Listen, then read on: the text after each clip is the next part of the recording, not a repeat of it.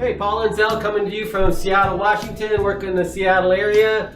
Going to talk about the escalation addendum. What is the escalation addendum? Really, you buyers, man, you better learn this one, because when you're bidding up properties, you have to understand what's going on here. What's going on is you're bidding against another guy, right? You're bidding against maybe two other guys.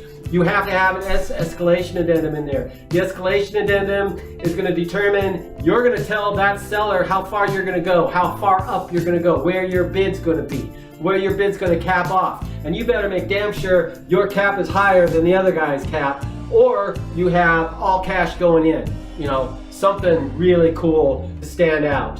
And that's the problem, is standing out when there is a lot of cash out there. It's a big problem. But escalation addendums are quite simple. They basically have two main functions. One is to increase your bid on that property, increase your offer by an incremental amount, 3, 4, 10, 20,000, and then the cap, where you're going to stop. So what it does is it just says, if you're going to come in and say, hey, I'm going to pay, I'm offering 800,000. You add an escalation addendum. If a guy comes in at 800,000, you're going to offer 810. If a guy comes in at 810, you're going to offer 820. If a guy comes in at 820, you're going to offer 830, and so on, and so on, and so on. And it has to be at least 5,000 or 10,000 above, especially when you get up to those prices. And if you're doing a lot of contingencies, for instance, if you have a finance contingency and the other guy doesn't, you better have an incremental amount that actually says, hey, Mr. Seller, do you mind taking my bid over his, just because of this contingency for the financing? I just have to get financing, right? Is it worth just kind of waiting an extra week for an extra 15,000 in your pocket?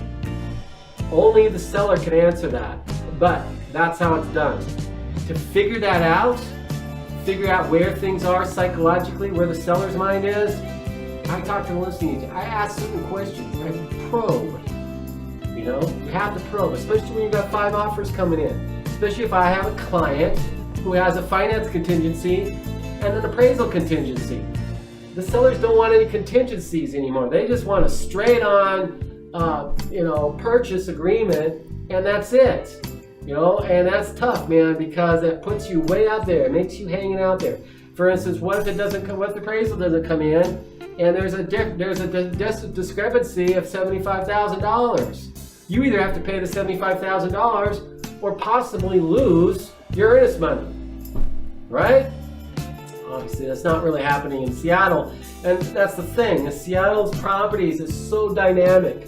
I mean, appraisal ranges are so huge, and the congestion of the area is so massively congested that the appraisers are finding those numbers. They're coming out with them. Properties are going up so fast that one that was selling for $600,000 3 years ago is now up to $950, and praising at $950. So this is going on. This is happening. So you could actually waive that contingency. Now, for me to advise you to waive that contingency would only be based on the fact that you've got cash in reserves to pay that difference, and that's a big one. That's a big deal. Anyway, Paul coming to you from Seattle, Ballard, and just want to let you know that I'm out here. I've been doing this for 25 years. Love to give you a hand. Paul, Bluewater Properties.